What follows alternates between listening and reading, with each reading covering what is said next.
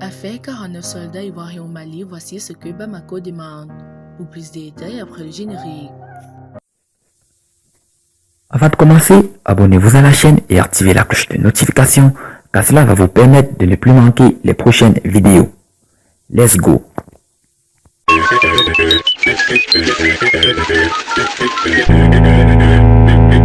Selon mes informations, le Mali, qui s'est dit au dialogue pour un règlement à l'amiable de la situation des 49 soldats ivoiriens, a demandé 3 concessions à la partie ivoirienne.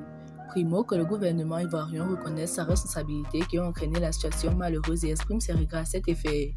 Le Mali insiste sur le caractère illégal du déploiement sans notification préalable des 10 militaires ivoiriens sur son sol, insiste la source diplomatique proche de la médiation. Secondo, auprès du médiateur togolais, les autorités maliennes souhaiteraient pour agir obtenir l'engagement d'Abidjan à œuvrer pour amener la paix et la concorde entre les deux pays voisins amis.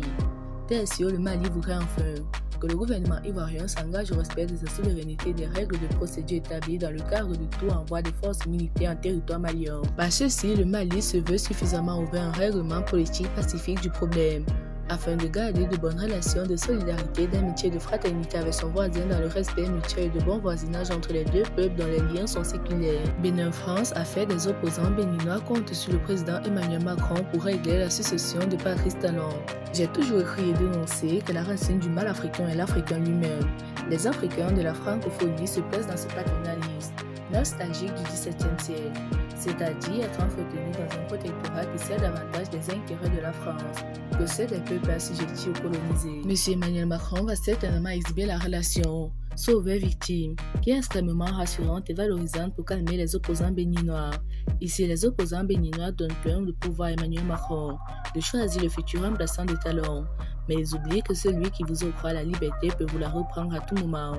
La liberté ne se donne pas, elle s'arrache et exige un effort permanent. Les opposants des pays africains francophones ont souvent placé leur espoir de libération à la puissance colonisatrice France, qui peut être l'option politique la plus rassurante et sécurisante pour eux. Malheureusement, nos opposants de l'Afrique francophone n'ont pas encore saisi le but de la tournée d'Emmanuel Macron.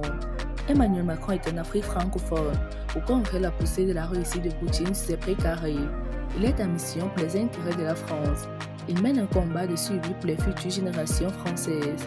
La France est hantée en ce moment par le nouvel ordre mondial qui est en train de se mettre en place et qui dérange les vieilles habitudes. Depuis les indépendances octroyées en 1960 au pays de la zone francophone, la France a toujours considéré ses ex-colonies comme son arrière-cour, comme les États-Unis ont leur arrière-cour en Amérique latine. Emmanuel Macron mène un combat de positionnement géostratégique face aux BRICS ou face aux pays émergents. Voilà pourquoi le président français met en garde ses ex-colonies de ne pas adhérer aux propositions de Vladimir Poutine. Mandela disait ceci: l'erreur de certains politiques et analystes était de croire que leurs ennemis doivent être nécessairement nos ennemis. Il appartient aux Africains de faire des choix objectifs pour l'avenir de leur peuple. Les Occidentaux travaillent pour enrichir le peuple, alors que les Africains francophones travaillent pour enrichir l'extérieur. Alors, chers abonnés, si vous avez aimé la vidéo, n'oubliez pas de la liker au maximum et de la partager avec vos amis. A plus pour de nouvelles vidéos. À bientôt!